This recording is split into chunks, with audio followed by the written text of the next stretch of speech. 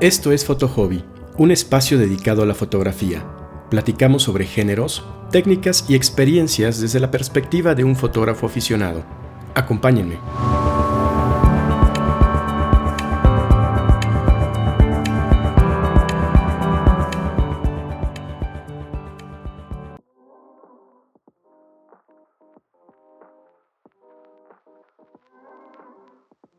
¿Qué tal? Bienvenidos a un nuevo episodio de Foto Hobby. Soy Alberto y en esta ocasión vamos a platicar acerca de tamaños de sensor.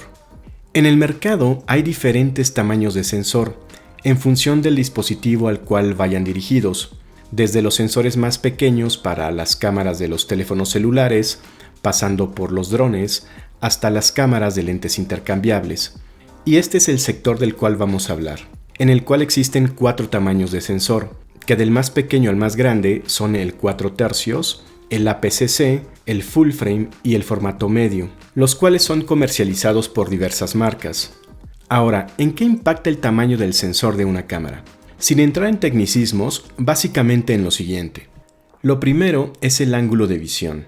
Si tomamos un lente de una determinada distancia focal, por ejemplo 50 milímetros, y lo ponemos en cámaras con diferentes tamaños de sensor, vamos a notar cómo ese ángulo de visión cambia. Entre más pequeño sea el sensor, ese ángulo de visión se va a acortar, generando una especie de efecto zoom.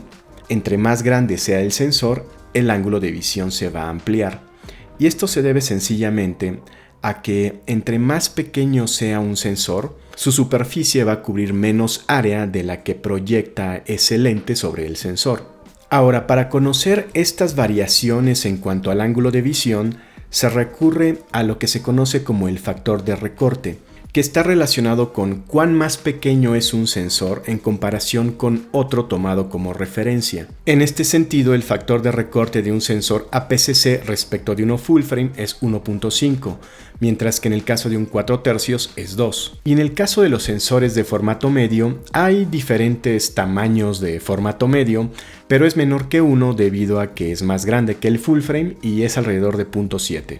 Así, si partimos de un sensor tamaño full frame, que por razones históricas es la referencia, y tomamos como base un lente 50 milímetros que, como te expliqué en uno de los primeros episodios cuando hablé sobre lentes fotográficos objetivos, es el lente que se considera normal debido a que tiene un ángulo de visión muy similar al ángulo de visión óptimo del ojo humano. Pero ojo, este lente normal solo va a ser tal en un sensor full frame, porque si ponemos ese 50 milímetros en una cámara con un sensor APS-C, con un factor de recorte de 1.5, 50 por 1.5, 75 milímetros. Esto significa que ese lente 50 milímetros en una cámara APS-C en realidad nos va a dar un ángulo de visión equivalente al de un 75 milímetros en una cámara full frame, debido a este factor de recorte. Y de igual forma, si ponemos ese mismo lente en una cámara 4 tercios, este nos va a dar un ángulo de visión equivalente al de un 100 milímetros, de nuevo por el factor de recorte que en el caso de estas cámaras 4 tercios es 2. Y debido a esto, ello implica que el lente normal cambia para cada cámara en función de su tamaño de sensor. Así, en una cámara APS-C, el lente normal, es decir, ese que nos da un ángulo de visión similar al de la vista humana, no es un 50 milímetros, sino un 35. Y de igual forma, en una 4 tercios es un 25 milímetros. Ahora, es importante hacer notar que lo único que cambia en función del tamaño de sensor es el ángulo de visión que nos proyecta cada lente, no así sus propiedades ópticas o la profundidad de campo que nos da cada lente. Como recordarás, de nuevo en el episodio en el que hablé sobre lentes, te comenté que el lente normal era el 50 milímetros en una cámara full frame y de ahí hacia distancias focales más bajas hablamos de lentes angulares y hacia distancias focales mayores hablamos de teleobjetivos. De igual forma, comenté que en el caso de los lentes angulares, estos generan una especie de distorsión óptica que es que los planos en la fotografía se echan para atrás, es decir, es como si el horizonte se hiciera más hacia atrás. Y de igual forma nos dan una mayor profundidad de campo. Por contra, los teleobjetivos comprimen los planos en la imagen, es decir, es como si las montañas que están en la distancia aparecieran más cerca de lo que realmente están.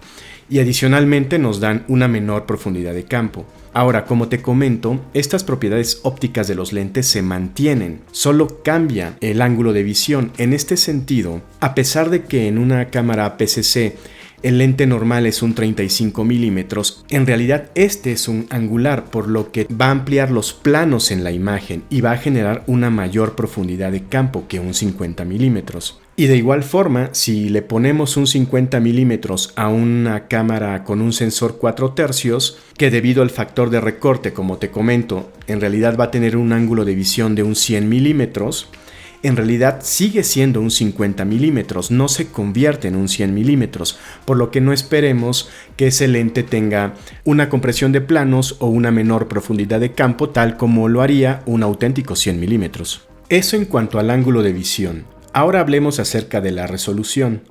Tal como te comenté en un episodio pasado, el tamaño del sensor impacta en el tamaño de las celdas fotosensibles que lo componen, por lo que un sensor más grande va a ser menos ruidoso que uno más pequeño. Pero también impacta en la cantidad de megapíxeles la resolución que tenga el sensor. Entre más grande sea, vamos a poder tener sensores con más megapíxeles, y esto afecta sobre todo al tamaño en el cual puedes imprimir tus fotografías en caso de que lo hagas, puesto que entre más resolución tenga un sensor vas a poder imprimir tus fotografías más grande manteniendo esa alta resolución.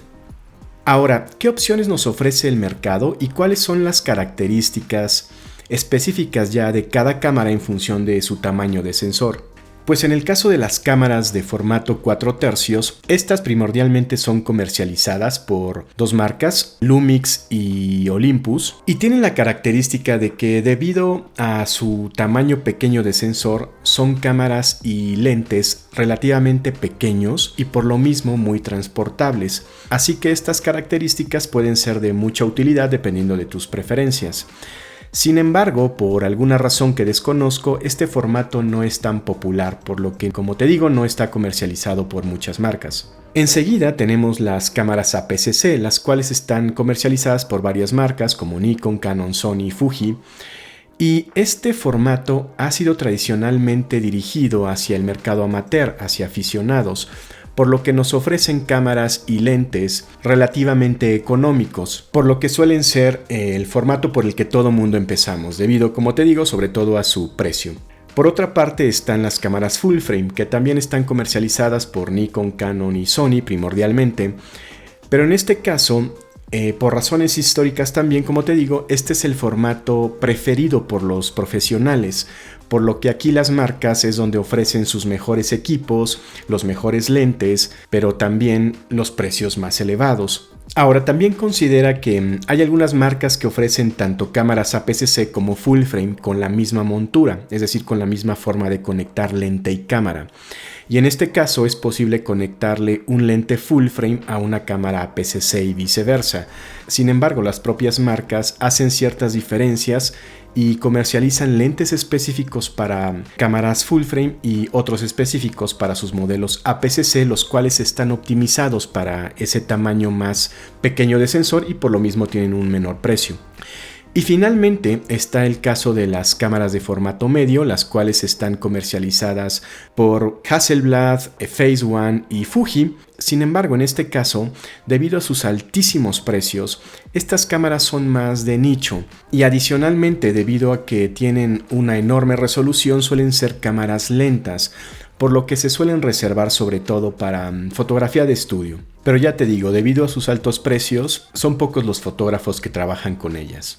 Ahora, más allá de todos estos datos, ¿cuál es el mejor tamaño de sensor? Pues no existe tal cosa, como ya vimos, cada uno tiene sus pros y sus contras. Pero hablando de un aficionado, en el que tus fotografías son para ti y para compartirlas por redes sociales, es decir, que no tienes necesidad de imprimirlas a grandes formatos o en grandes volúmenes, yo te diría que una cámara APS-C basta y sobra, incluso una 4 tercios, con la consideración de que pocas marcas lo comercializan.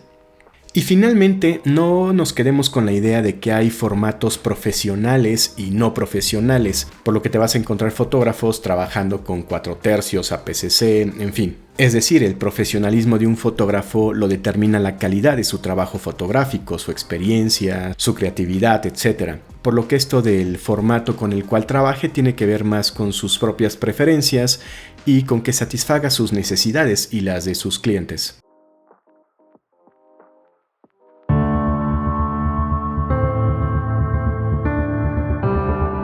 Así concluye un episodio más de Foto Hobby. Te invito a suscribirte y si tienes algún comentario no dudes en contactarme vía Instagram en alberto-vchicazst.